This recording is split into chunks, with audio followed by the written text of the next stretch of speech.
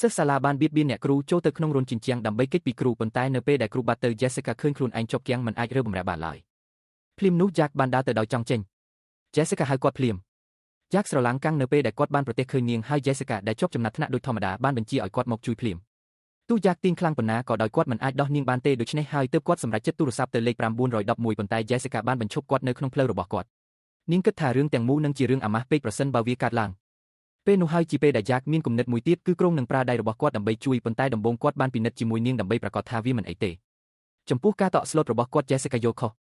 ចិត្តណារបស់គាត់ដោយគិតថាគាត់កំពុងព្យាយាមមានអារម្មណ៍នៅលើគូទនាងដែលធ្វើឲ្យ Jack ខឹងហើយគាត់បានដកទូរស័ព្ទរបស់គាត់ថតរូប Jessica ហើយប្រាប់នាងថានាងមើលទៅគួរឲ្យអាណិតណាស់នេះជាអ្វីដែលអ្នកទទួលបានសម្រាប់ការបំពានច្បាប់សាលាគាត់បាននិយាយ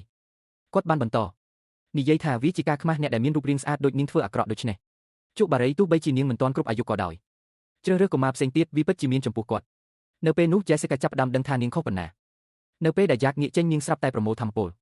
ក្រវីខ្លួននាងរួចផុតពីជញ្ជាំងហើយរត់តាមក្រោយនាងបានប្រាប់ Jack ថានាងដឹងថានាងរញ៉េញ៉ៃហើយបានតាំងចិត្តថានឹងវាយសៀវភៅចាប់ពីពេលនេះទៅ Jack ត្រូវបានជន់ទាំងស្រុងបន្ទាប់មក Jessica ថែមទាំងបានសួរថាតើគាត់ជាគ្រូរបស់នាងឬអត់ Jack ញឹមយ៉ាងខ្លាំងពេលឮដូច្នេះ